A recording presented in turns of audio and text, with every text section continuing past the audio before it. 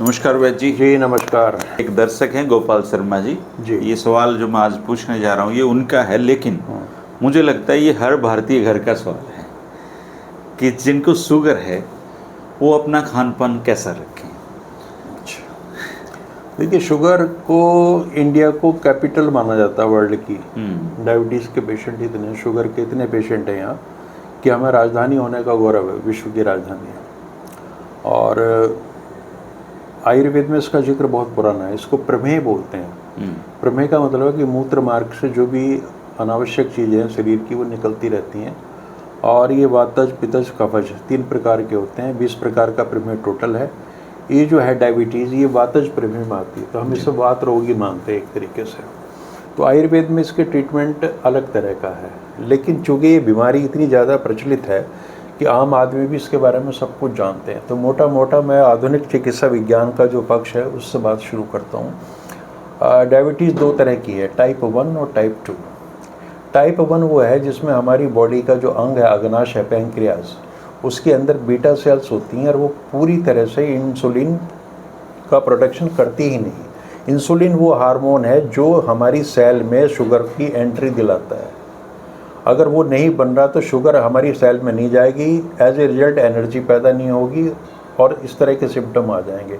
तो टाइप 1 जो डायबिटीज़ है, जिसे हम बोलते हैं insulin dependent diabetes mellitus, IDDM, इसका कोई इलाज नहीं है।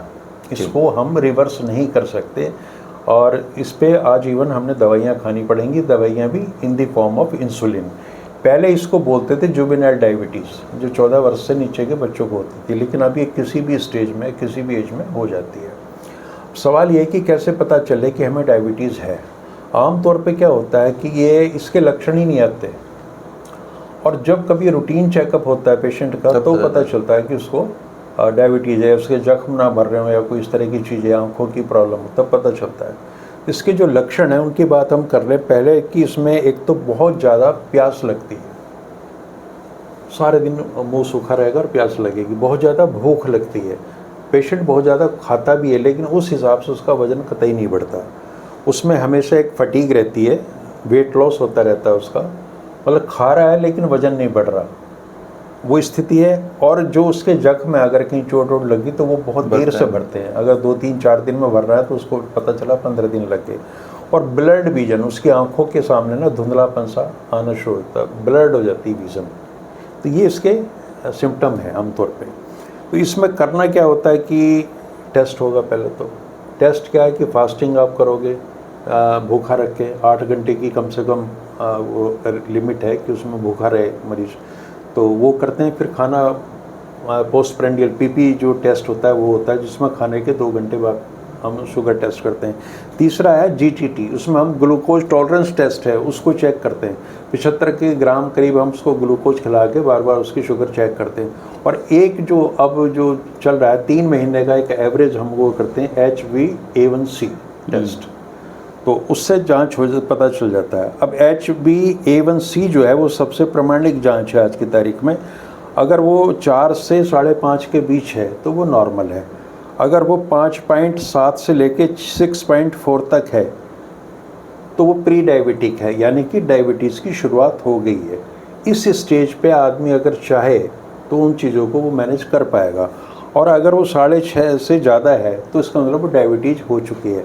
अब आपका प्रश्न ये था कि वो क्या खाएं और कैसा जीवन उनका हो कि डायबिटीज़ में वो आराम उनको मिले। तो पहली बात है इसमें एक्सरसाइज, कि आपको अपने शरीर को कष्ट देना पड़ेगा। कम से कम आधा घंटा नियमित रूप से आपको व्यायाम करना है, घूमना हो या जो भी एक्सरसाइज आपको लगे। दूसरी महत्वपूर्ण चीज़ है डाइट। डाइट का आपको पूरी तरीके से पालन करना पड़ेगा। ऐसी चीज़ें जिनमें ज़्यादा कार्बोहाइड्रेट्स है वो आपको वगैरह नहीं खानी है। एक मॉडरेट अमाउंट आप हर चीज़ की ले सकते हैं, उसको कुछ नहीं है, लेकिन जिन चीज़ों का ग्लाइसेमिक इंडेक्स बहुत ज़्यादा है वो नहीं लेनी, वो नहीं खानी है। तो हमारे पास होता क्या है, देखिए कोई भी चीज़ें सामान्य नहीं है। आयुर्वेद में तो हम जो भी, अगर कोई व्यक्ति हमारे पास आएगा तो हमें उसका पूरा विवरण लेना पड़ेगा, उसकी जो प्रकृति है वो हमें तय करनी पड़ेगी, वात पित्त कफ की। और हर व्यक्ति का अलग से एक डाइट चार्ट बनेगा। आप मॉडर्न मेडिसिन में भी जाएंगे तो ये नहीं है कि एक तरह का खाना सारे पेशेंट को आप दे देंगे। उसकी कैलोरीज की डिमांड क्या है, उसका वर्क किस नेचर का है, उसको खाना किस तरह का उपलब्ध हो रहा है, तो उस आधार पर वो सारी चीज़ें बनेंगी। तो घर पे बैठ के या यूट्यूब से देख के कोई बहुत ज़्यादा मदद इसमें नहीं मिलती, मोटी मोटी चीज़ें समझ में आ सकती हैं। अब जहाँ तक आयुर्वेदिक दवाइयों का प्रश्न है तो मैं कुछ औषधियों के नाम आपको बता रहा हूँ। जैसे नीम है, नीम, गुग्गल, आंवला, हल्दी, बेल, जामुन, अर्जुन, हरिद्रा, करेला, तुलसी, गुड़मार, सप्तरंगी, विजयसार, दालचीनी, एलोवेरा, कसूरी मेथी, ये 15-16 चीज़ें हैं इस्तेमाल करते हैं। इनसे मिलके प्रोडक्ट बनते हैं। और वो वहीं पे है कि किस मरीज को क्या चाहिए, वो चीज़ें इसमें चलेंगी।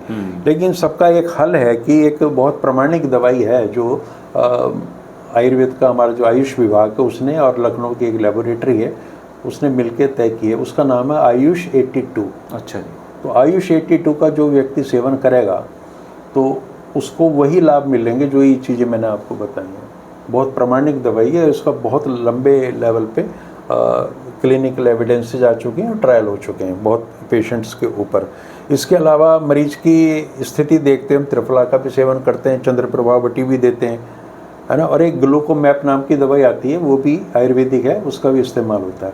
तो मेन चीज़ ये है कि आपको शारीरिक रूप से सक्रिय रहना, सेडेंट्री लाइफस्टाइल छोड़ना है, कम से कम आधा घंटा से लेकर 40 मिनट तक नियमित रूप से व्यायाम करना है। और ऐसी चीज़ें व्यक्ति को खुद समझ आ जाती है जिससे उसका ग्लूकोज लेवल बढ़ रहा है उसको वो अवॉइड करें। आमतौर पर बहुत ज़्यादा मीठे फल हैं, जैसा आजकल आम का सीजन चल रहा है तो आम को भारी मात्रा में नहीं खाना। और जो और चीज़ें हैं, आम मीठा बढ़ाती, शुगर बढ़ाती, और थोड़ा खाएं, मतलब वजन तो बढ़ाती है, वजन तो बढ़ाएगी।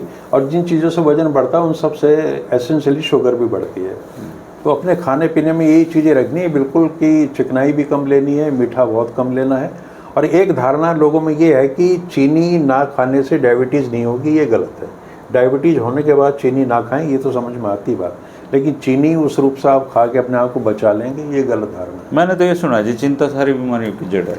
स्ट्रेस एक फैक्टर हो सकता है। और ये भी है कि डायबिटीज़ पे आप अगर इस तरीके से जो चीज़ें हमने बताई हैं उस पर आप चलेंगे तो डायबिटीज़ रिवर्स भी हो जाती है, वो ठीक भी हो जाती है। वो है टाइप डायबिटीज़ टाइप 2। टाइप 1 है तो उसमें आप किसी तरह का जोखिम ना लें, फिर डॉक्टर के हिसाब से। बिल्कुल। दोस्तों ये थी थोड़ी सी संक्षिप्त चर्चा, विस्तार से चर्चा तो पहले भी की है वैद्य जी ने। और अगर आपके मन में किसी भी सेहत से जुड़ी हुई समस्या कर लेके आप वैद्य जी से सवाल पूछना चाहते हैं, सिंपल कमेंट में अपना सवाल लिख दीजिए। वैद्य जी अभी कुछ दिन तक मैंने इनसे रिक्वेस्ट की थी कि बहुत सारे हमारे जो दर्शक हैं वो अपनी स्वास्थ्य समस्याओं के बारे में पूछना चाह रहे हैं, तो आप अपना सवाल लिखिए, मैं इनसे जवाब पूछकर आपको बता दूंगा ताकि उसका फ़ायदा सब लोगों को हो। आप पहली बार ये वीडियो देख रहे हैं तो चैनल को सब्सक्राइब कर लें, लगातार ऐसे वीडियो आते रहेंगे। शुक्रिया, नमस्कार। नमस्कार।